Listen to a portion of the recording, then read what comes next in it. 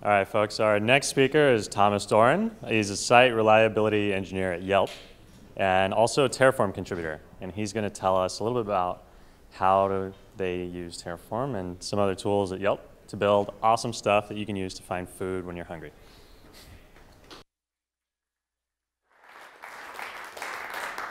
Hey, how's it going? Can everyone hear me all right? So I guess hands up anyone who's not heard of Yelp before. Okay, no hands. So Yelp is a system for generating terabytes and terabytes of logs with this kind of side effect of popping out local business reviews occasionally. And so I'm going to kind of talk today about our journey over the last couple of years, but I always like to do my stories backwards. So I'm going to start with the conclusions here, and then you can decide if this talk's a bit boring, feel free to leave, right? So what we've got, scalable web capacity. I can just turn an ASG up and we get more webs. That's great. Scalable load balance capacity. This was really good when we DDoSed ourselves with SSL requests the other week. Scalable service capacity, so back-end services. Elasticsearch and Cassandra clusters and database clusters. We've got those scalable, repeatable, and self-service. You know, developers can just ask, I would like an Elasticsearch cluster of this machine type in this region, go. And the system will go and do that for them, which is awesome.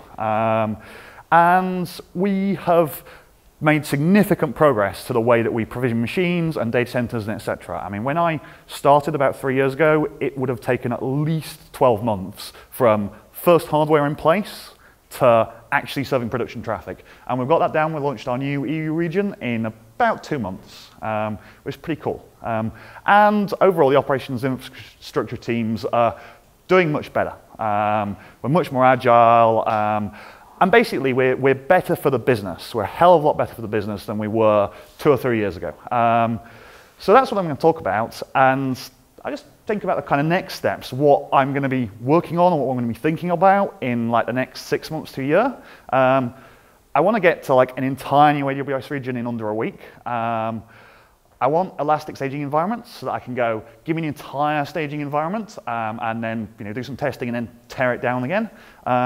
We want multi-cloud. We're mostly in AWS and physical data centers, but we're also like exploring and working on GCE.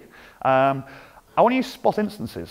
I want to use spot instances more, and we're almost at the point where we can actually use spot instances and spot prices for web and service capacity. And in fact, like a year out or so, I want to be able to migrate stuff between regions, because half the time, say in Europe, I don't care if it's running in Ireland or in Frankfurt. I'd rather run it wherever the spot price is cheaper, if I can be that agile to actually move things. And I want to be able to build an entire environment from start to finish and then run tests against it as continuous integration. So that's where we've come from, that's where we are, that's where we're going. And so now the actual story. And I'm afraid that I'm not enough of a Renaissance man to do Shakespeare, but this is a story all about how my life got flipped, turned upside down. I'd like to take a minute while you just sit right there. I'll tell you how I deleted US East 1.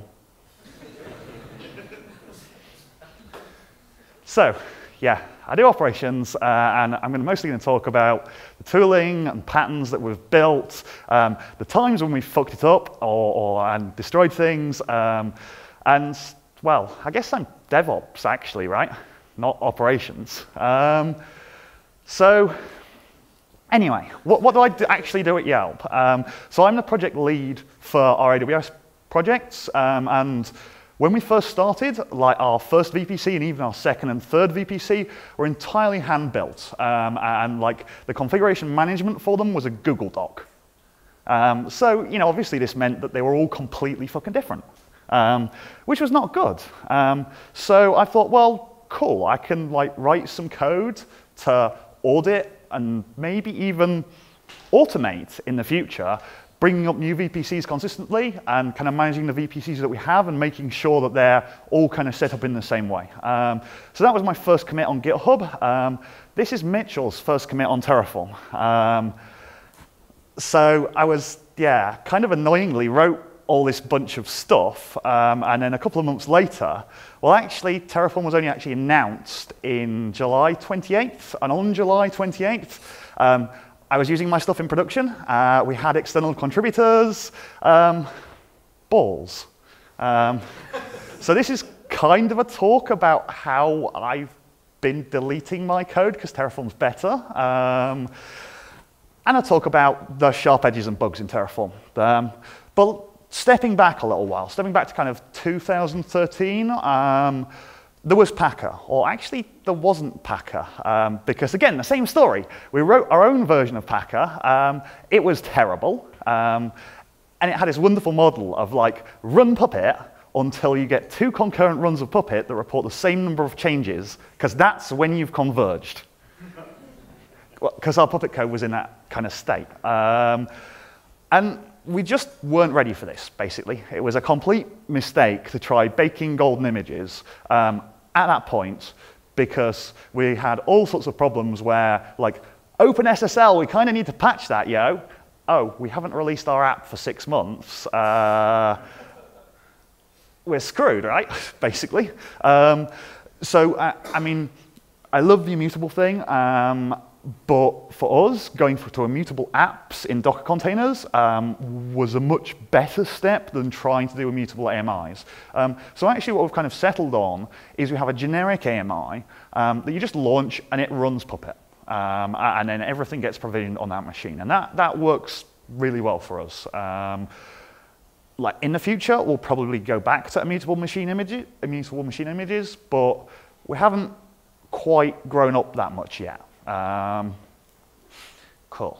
Okay, so then we wrote this tool called clops. I didn't write this, one of my colleagues wrote this, or I wrote a shell script called launch search instance because we were deploying a lot of Elasticsearch clusters, and that would, was like a 10-line wrapper around the AWS CLI that would look up subnets and stuff subnet IDs in, and look up all the AWS metadata for me.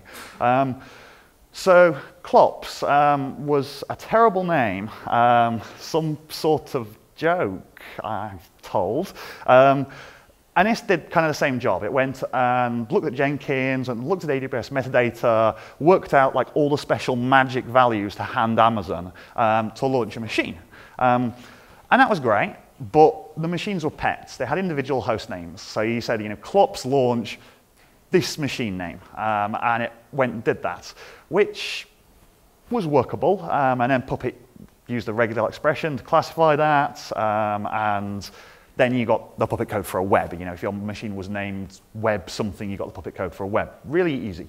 And so this made the situation much better, because at least we are able to record how to launch machine classes in a Google Doc, which was a great improvement over what we had before, which was YOLO. Go and look at what's running and maybe try and copy that badly. This wasn't great, but it was an improvement. And so, right, going forward a bit, again, skipping forward to Puppet managed VPCs, or to start with, Puppet audited VPCs, and then later, Puppet managed VPCs once we've made all the VPCs like actually look the same. So this was about March 2014, and I was like, well, Puppet, it gets a list of stuff, does diffs, makes changes. I could totally use this to audit and manage VPCs. Let's try it. And it kind of works.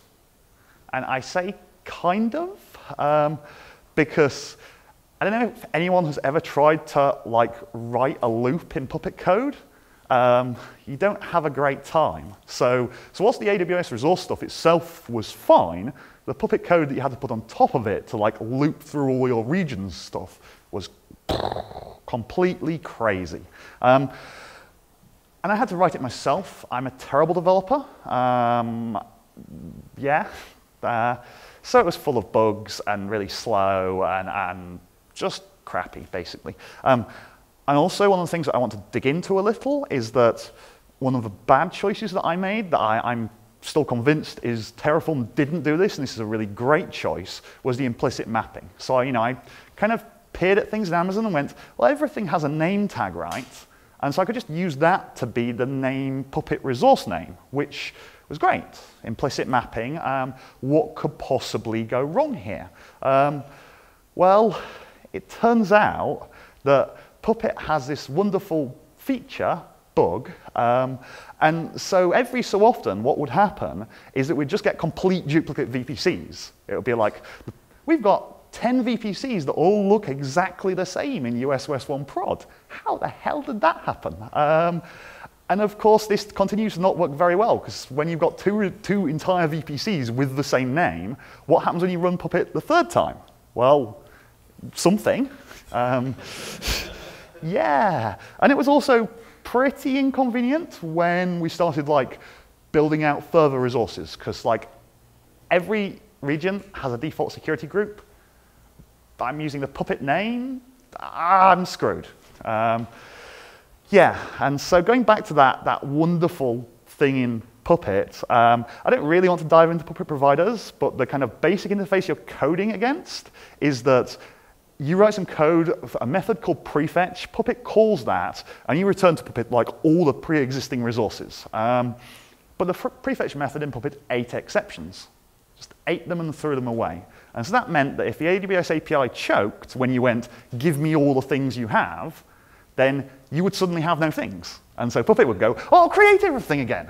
And yeah, so I was proud of this class name. And note the fact that the only way I could work out to get Puppet to kill itself was to implement a class that, when you stringified it, shot your process. But that worked. We stopped creating 10 times duplicate VPCs. Cool. So whilst we're on the topic of Puppet, let's talk about some stuff that worked, somewhat better. So Puppet data and modules, I'm a massive fan of. So this means you have an Elasticsearch cluster module, and that can contain a subfolder with data per cluster name, because you have an Elasticsearch cluster called foo and an Elasticsearch cluster called bar, and they have different settings and etc. So the way that we did this was machines are still pets, they have individual host names.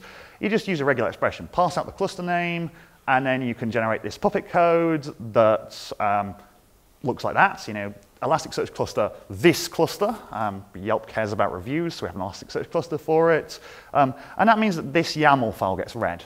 And all the data about what Elasticsearch version and how to set it up and all that stuff comes out of this YAML file. And the awesome thing is that you can locate this data directory somewhere else, which we have done more recently. And that means that developers, when they want a new Elasticsearch cluster, they can just commit a new YAML file. Which is kind of pretty rad. So they could have this new cluster by committing a YAML file and going and allocating 10 IP addresses and making DNS records manually and crying a lot. So I thought about how could we fix this. And the answer was the Puppet ENC, which stands for External Node Classifier. And what that means, basically, is that when a machine checks in with Puppet, your Puppet master calls a script, and that script just returns some stuff to Puppet to say, this machine should be a web server, or this machine should be an Elasticsearch machine. So we're able to do this from EC2 tags. So you tag a machine like this, with the key being Puppet : some stuff, and then some parameters in the value. And that then got translated down into the Puppet code that we saw before, and the machine came up in exactly the same way. But this meant that we stopped needing individual host names for machines. Machine could have any host name whatsoever, but you could just tag it in AWS and it will get the right Puppet code. So I'd like to kind of go on a little tangent about host names. Host names are terrible. They're absolutely terrible.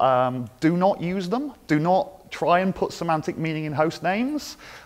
You will hate yourself. You'll get it wrong. You'll cry. You need more metadata. You need machines to have key value pairs so that you can identify them. Trying to stuff that stuff into a host name is useless. And so the main argument that I had internally about this was, but I get this alert from 10:46:11:54. YOLO, who knows what this machine is? Well, we have this metadata. Why don't we put the metadata in our monitoring system so it can actually tell you the master database crashed rather than some random slave database crashed. Oh, I can go back to sleep. I did lose my mic. Excellent. Gesticulating too wildly. Cool. So that was awesome. We then had this system where we could launch machines, random IP addresses, no upfront allocation needed. They could form themselves into Elasticsearch clusters. That was great. How do you find these Elasticsearch clusters? So we use a thing called Smartstack for that. It's a project that was originally out of Airbnb. It's still in the Airbnb GitHub, but Yelp now basically maintains that, and we've patched it extensively to scale harder and better. So this is like a lot of service discovery systems. There's a daemon that's called Nerve in Smartstack, and that monitors services and publishes the information from the services to Zookeeper. And then there's a component called Synapse, and that reads data from Zookeeper, generates an HA proxy config, and you run an HA proxy on each of your individual nodes. So we just run one on each physical piece of hardware. And so you can just connect to a local IP address with a fixed port number. And so we do our service discovery basically by just having a table of well-known port numbers. You know, port 1234 maps to the reviews service. Dead easy. And the other thing that we use is HACheck, which is one of Uber's projects. And this is pretty good. It's a little caching daemon that sits on each host. And so what you do is you send your HA proxy health checks to HACheck, and it makes sure that only one health check per window of time gets to your backend server. Because obviously when you scale up Smartstack to thousands of hosts, you have thousands of hosts all trying, and thousands of HA proxies all trying to run health checks. And HA proxy, whenever you restart it or change its config, it immediately goes and tries to health check everything. So we would find that like our apps, some of our apps were taking like basically a 2-second pause, doing nothing but responding to health check requests every time we added a server, and that was, you know, obviously not very cool. So we put HACheck in the way in our health check path, and that means that each app sees a constant rate of health checks. They see one health check per second, no matter, you know, even if 1,000 health checks come in within a second, the actual service will only see one. So that's great. And the QDisk tools, because reloading HA proxy, which you have to do in this sort of service discovery system, is pretty damn quick, but it's not 100%. Because of the way that Linux works, you have an old HA proxy process, which is going to go away, and you have a new HA proxy process that can bind to the same port, and that's great, and the old one can detach. But there's a race condition here. There's a window of time in which the old HA proxy is about to die and detach, but Linux is still going to send it connections as it's dying. So you get connections to the old HA proxy, it dies, well, your connection's gone. So what we actually do is we use Linux QDisk to actually stop IP packets getting to HA proxy and collect them for about 10 or 20 milliseconds, and then we unleash them all. So we stop specifically SYN packets, because you only care about new connection initiation. We actually stop SYN packets, so we run the HA proxy on an alias to LO0, which we've called localhost, and 169.254.255, you might not have seen before, but this is IPv4 link local space. So this is like even more private than RFC 1918. Felt like the right sort of space to use. And that's great, because this is also then an outgoing interface, and the Linux QDisk stuff only works on outgoing interfaces. Ta-da, we've got a way to seamlessly restart HA proxy. Everything fits together really nicely. And it also means that this IP address is reachable from the machine itself for kind of our old style service deployment where you deploy things directly on the machine. But it's also reachable from anything running inside a Docker daemon. So when services get moved from our old deployment system into our new deployment system, the service discovery works exactly the same. And in fact, you know, for things that you don't run in Docker or that you have dedicated machines for, all the same, all the same. Each service just has a fixed port. That's how the discovery works. It's great. So talking about the other things we've got in our stack, Sensu, which recently gained the ability to fake clients, and this has been really, really big for us, because on top of that, we've been able to build cluster checks. So, you know, I care if more than 10% of my web servers are down, but don't wake me up if, like, you know, one machine crashes, which I like not waking up. Server-side checks, so you can actually run things on the Sensu server and then report for the clients. And this is really useful in some cases. The easiest one to describe, actually, is the AWS events interface. So in AWS, they will say, we're going to make your system disappear in 2 weeks' time. I quite want a Jira ticket for that, so that we take whatever actions are necessary. I mean, quite often we just shoot that system in the head and continue on our happy way. But if it's, say, a Zookeeper host, I might not want to shoot it in the head. So that's great, but if every single machine, and that's kind of Sensu's model, is that each machine runs its own checks. If every single machine in our infrastructure asks the AWS API, give me the list of events, then suddenly the AWS API doesn't work for you because you've gone over your request limit. So what we do is you get all the events for all hosts in one API call. We do that on a server, and then we fake results as if they're from each of the clients that have an event. And the best thing about Sensu is the infinitely extendable metadata. So we have metadata about machine roles that comes from the ENC, comes all the way down into Sensu, and then when you get an alert, you get told the host class. So rather than having to use a host name, like Sensu can actually tell you, this is the master database. Seriously, pay attention to this page. This one's important.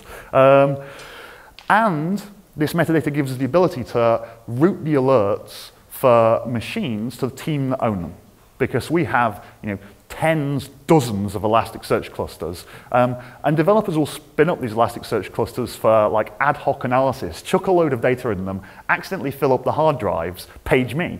Well, that's not cool. Well, then it's fine. We've got enough metadata about who spun the machine up, so Sensu can actually just page who done it, which is great. And if there's a infrastructure-wide problem, they can page me, and that's fine. I try not to screw up often enough that 9 development teams page me at the same time, but they're pretty understanding when that does happen. Cool. Okay. So I'm going to talk about Terraform now, kind of like I promised at the start. So when I said we just put this clops command line in a Google Doc, yeah, that was kind of not the best. So at a minimum, like the base level, Terraform makes you describe and document exactly what you've got in your infrastructure. And even if you copy and paste your Terraform equivalent for N servers in N regions and N clusters, even if it's all copy and paste, you have this complete description of what's running, and that is way better than the Google Doc. Way better. So Terraform code, some of our Terraform code, some of our early Terraform code, kind of looks like this. We just lay down 3 or 4 machines and then put them into a load balancer, all like manually. This is like the same sort of stuff we'd write in a Google Doc, except this is actually in version control, and you can actually sensibly update it, and it's just a much better story. However, the thing that makes me cringe about this is all the magic numbers. I mean, what the hell is subnet 4A876531? Really? Seriously? And yeah, sure, you can add a comment, but you then got to copy and paste that comment damn well everywhere, and it's just a pain. Same with the AMIs. One of my biggest initial problems with Terraform was that we bake our base AMI on commit to Puppet, so there'll be 30 new base AMIs a day. But if you tell Terraform that the AMI is updated for a machine, it'll destroy it and create it, and you're not going to have fun if that's an Elasticsearch cluster. You're going to have even less fun if it's a Zookeeper cluster. So we wrote, and I say when we wrote, the guy who wrote clops actually sent this stand-up update, because we do email stand-up updates, and he's like, yesterday it let go, today implemented a Terraform provider. Because he's that sort of guy, I work with some really awesome people who just pull this sort of stuff all the time. So basically we added what Ubuntu version and what region and what account to the standard Terraform resource, and then it looks up the AMI to use automatically from our internal system, which Jenkins, you just literally curl some URL in Jenkins and that hands you a file with the AMI ID in. And it changes Terraform so that it only does this, and you can write providers and provider plugins that actually change the way that Terraform behaves really quite easily. So it only looks up this AMI on initial launch, and then after that, it just lies and says, yeah, that's still the latest AMI, keep using that, and Terraform's fine with that. So Terraform never replaces the machine, and we just rely on Puppet to converge things. This is on GitHub in the Yelp org if you're kind of interested. It's pretty Yelp specific, but it's some simple Go. You can change where you get the AMI from pretty easily with a few lines of code if you want to steal it. So going on with the kind of I hate magic numbers theme, because I really do, they're a real pet hate. Some of the stuff that I've done is some Terraform modules that will let you look up like what the latest Ubuntu AMI is, or go and look at my AWS account and get what availability zones I have, because I don't know if you have noticed, but certainly in the US East, you're likely to get A, B, and D, or some other combination that isn't A, B, C. It depends upon your account. And if you have multiple accounts, you'll have multiple different sets. Like one of our accounts has like A, B, D, E. One of them has A, B, C, E. It just varies. So I wanted to abstract this. So these aren't the only modules. There are a bunch more modules, but they're all in the Terraform community modules org. Basically, whenever I see a magic ID, I've gone and written a Terraform module to take that away so I don't have to cry anymore. And the way that this works is each Terraform module includes a little script called getVariables.rb, and that reaches out to the appropriate API and gets the appropriate data back, serializes it as JSON, and Terraform reads in JSON just as well as it reads in the Terraform DSL, which is great. And so all these things just have a make file in them, and then at our top level Terraform project, we just have another make file that goes through, just loops around all your Terraform modules and runs make, and that pulls in any data that you need. And this was really, really, really helpful because we still had all of our VPCs and stuff controlled in Puppet, but I wanted to get like the subnet IDs and the security group numbers and all the magic IDs. I didn't want to have to hard code them. I wanted to actually look them up because we absolutely, like our Puppet implementation, tagged everything, so we totally had enough metadata to do this. So that worked. And we've got internal versions, most of these at Yelp. The only real difference with the internal versions is that we've actually baked the JSON in, so that's faster. And so what does this actually look like? Well, this ends up looking like this, and this is much, much better, or at least it offends me much less, because you see those magic numbers have just gone, and I've actually got something kind of declarative instead. I'm saying subnet ID is subnets.availability zone 1 ephemeral subnet, and so that kind of describes where I want to place this machine within my network scheme, rather than having a magic number there. Which is great. Okay, so let's talk about remote state. This is one of the features that I'm still most excited and most blown away about in Terraform. So the idea is that your ops team can build your basic VPC and subnets and maybe some of the key infrastructure machines with Terraform. And it can then export that Terraform state as remote state, and you can pull it in elsewhere. So maybe you have a team on top of the ops team that manages Cassandra or manages Kafka or whatever. They can then pull in the VPC stuff, and they only have permissions in AWS to launch instances, not to edit all your VPCs. But your teams can share information between each other using Terraform remote state, and it allows you to line up your Terraform code along your organizational boundaries, so that the people who are responsible for specific parts of your infrastructure they're fully empowered to get the information that they need and to create the things that they manage and do their job. So that's really awesome. And it's much nicer than the getVariables.rb thing.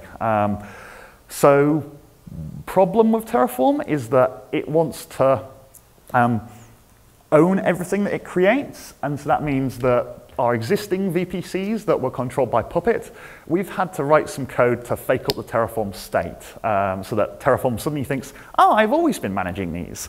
Do nothing. I'm kind of hoping that this is one of the things the community is going to work on, or HashiCorp is going to work on. The story for moving my existing resources into Terraform needs to get much better, really. But this is working for us. We are like in the process of migrating VPCs from Puppet to Terraform is like actually underway currently. And we're generally, other than the like US ceased incident, having a good time. And I've been having a really good time. One of the things that I've been doing recently, I've been involved in recently, is that we're changing our global DNS provider. Who's heard of NS1? Excellent, nobody. Who's heard of like Anycast DNS? Right, some of you. So the idea behind Anycast DNS is that, say you have 3 points of presence or 4 points of presence. Let's keep it simple. West Coast, East Coast, Europe. You need to send the traffic from Europe to Europe. You want to send the traffic from the East Coast to the East Coast. You want to send the traffic from the West Coast to the West Coast. You know, it couldn't get any simpler than that.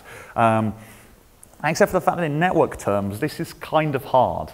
And so Route 53 will do this for you. Dyn will do this for you. NS1 in the same space. And I'm a massive, massive fan of NS1. They have the best timings and the best DNS technology in the market right now. They have a fantastic API. Everything has an API. Literally everything in NS1 has an API. They're API first. So I just went yellow and wrote an API client in Go and wrote a Terraform provider for this, which is cool. Super, super cool. And super, super, super cool, because now that I'm managing a bunch of stuff in Terraform, I can tie it all together with remote state. So actually, I can create my DNS records, having kind of pulled the ELB name across from some remote state, and suddenly things that were, you know, again, magic numbers. Amazon hands you this random host name to be your ELB name that you have to copy and paste somewhere. I don't anymore. I never see the magic number. It's wonderful. So what does this look like? This looks like this. And so like this is literally production code that we're using right now. So this is grabbing a remote state for EU Central 1, and then I'm using the remote state for US West 1, but that's all that would fit on a slide. There's like, you know, 3 or 4 of these remote states that I'm all pulling in. The kind of notable thing here is the backend. So it's called remote state, but when I went source code diving, there's this backend for remote state called _local. That just reads remote state off your disk. Sorry. I'm using it. I should probably submit a pull request to like rename this and document it and stuff, except I'm frightened that Mitch will go, no! And like he'll actually move that into testing only, and then I won't be able to use this anymore. Because I'm clearly doing it wrong, other than the fact it works for me. Works really well for me. Okay, so let's dig in a little more about Elasticsearch and Cassandra and like the things that I've been really interested in. You know, like webs and things are really easy. That's the easy problem, because if you can't just shoot a web server and, you know, walk away, go out to lunch, you're fine, then you're pretty much doing it wrong. So we can shoot web servers. They can go away and come back, and everything kind of just works. Elasticsearch or Cassandra nodes, you can't. Well, you can probably shoot one. But if you shoot like more than one, you're probably going to have a really bad time. So going back to this like Puppet module structure that I was talking about before, we just moved the data folder out of Puppet. So that data folder that had all the clusters data in it, we just moved that into a completely separate Git repository and allowed the developers to commit to it. Sounds scary, right? But also, I was kind of bored of spinning up Elasticsearch clusters for developers. So I moved that out. We moved that out into its own repository, and then all we did is add to the YAML a few extra keys for like what regions you want your cluster in, what environments you want your clusters in, how many nodes in your cluster, what AWS instance type, how much disk to give them. You know, add half a dozen YAML keys, and you can use this same YAML that is being used to configure machines in Puppet to generate some Terraform config. really simple. You know, again, it's like 20-line script to read some YAML and output some JSON. Really simple. Actually, we kind of just directly create ASGs for this stuff. So we output Terraform code that is, you know, ASG for cluster 1, launch config for cluster 1, ASG for cluster 2, launch config for cluster 2. No modules at all. I really like Terraform modules. I really would like to like Terraform modules more. But let's just say that emitting resources directly was easier to debug. And I'll go into some more detail about the sharp edges with modules in a minute. So this gave us automated cluster provisioning. Our developers can go and add some YAML, and an hour later they have an Elasticsearch cluster. You know, they don't need to talk to anyone in ops or even ask, and they'll get the alerts to their Elasticsearch cluster. I just don't have to care at all. You know, they'll get it tagged to them in the AWS bill, so you know, someone will shout at them if they run too large a cluster for too long. Like, just none of this is I have to care about anymore, which is wonderful. So Terraform has really, really changed my life in a lot of ways. That sounds crazy, but it's changed my work life at least. So the bad news. Terraform is really, really young still. I mean, it's, what, a year and a bit old, year and a half old. It's moving really fast. HashiCorp, month on month, releasing new versions and adding bajillions of new features. And none of the things that I'm going to criticize or bitch about actually need to fundamentally change Terraform. They're all just sharp edges that can be, you know, planed off, and it'll be fine. Like, nothing will need to change. Nobody's existing Terraform code will need to change. All these things that I'm going to complain about can be done in you know, forwards and backwards compatible way, which is great. So multi-region.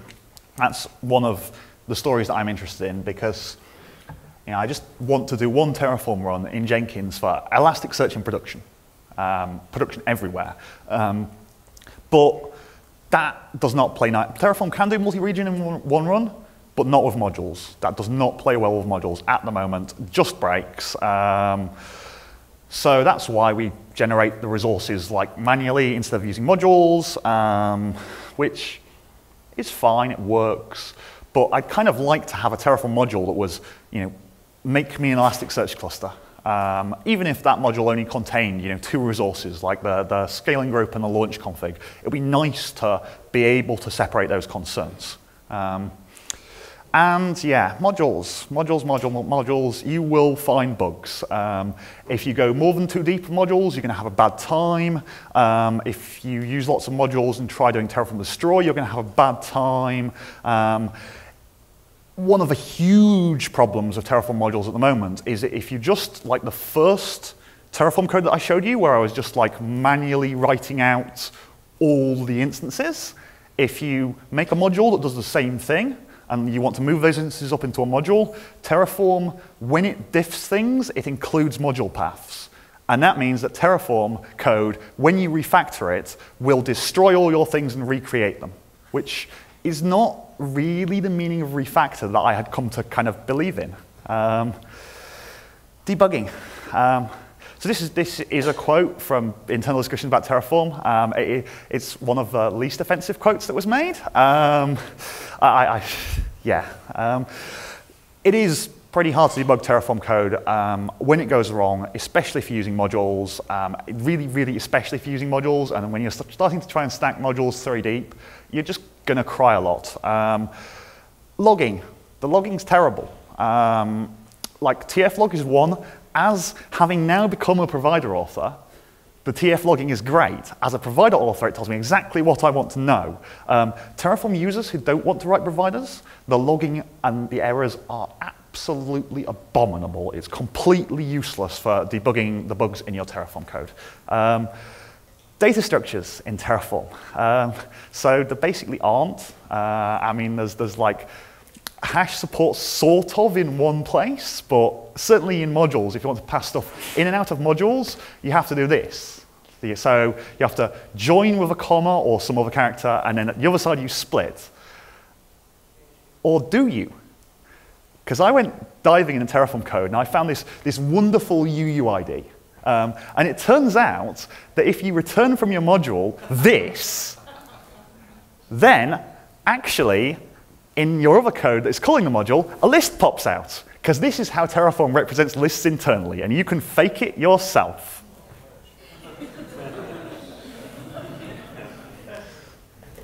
I just thought I'd add that. We did have this in production code for a while, actually, and it works. It works, but we did actually take it away because it was just too crazy. Counts don't work. Interpolation works sometimes. Well, it does work. It just doesn't work in half the places I want it to. And obviously, like everybody knows, like this is Terraform comes right out and says this, but you can't have any logic in Terraform code, none. So if you want to write complicated modules, you're going to have a bad time. And I tried to fix this by writing modules that compose other modules, but then as I was saying, as soon as you get modules that are 2 or 3 deep, it shits the bed. So the basic answer at the moment is keep it simple. I mean, Terraform works really well if you don't try and use it like Puppet. If you try and use it like Puppet and roll profile modules, everything, you're going to have a terrible time. Don't put your domain logic in Terraform. Write some simple classes for whatever your domain is, and just make them serialize out as JSON and generate Terraform resources, and that works fantastically well. You're done. Well, except if you're using Ruby, because everyone in Ruby needs to write a DSL all the time. You can't write Ruby without a DSL. Sorry. At least that's most of the Ruby I have had the misfortune to come across.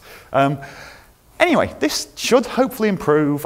Terraform is really new. I absolutely see HashiCorp have been concentrating on the breadth of resources, and that is completely legitimate and fine, because the only thing more annoying than Terraform module bugs is Terraform not supporting the thing that I want to use yet.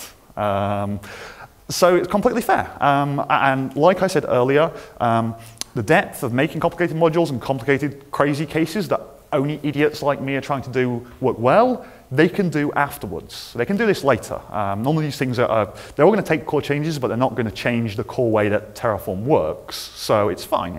In fact, I think that the HashiCorp folks have absolutely made the right choice with what to spend their effort on. However, HashiConf next year, can we please have some of the things that I asked for? Please, please, please, please.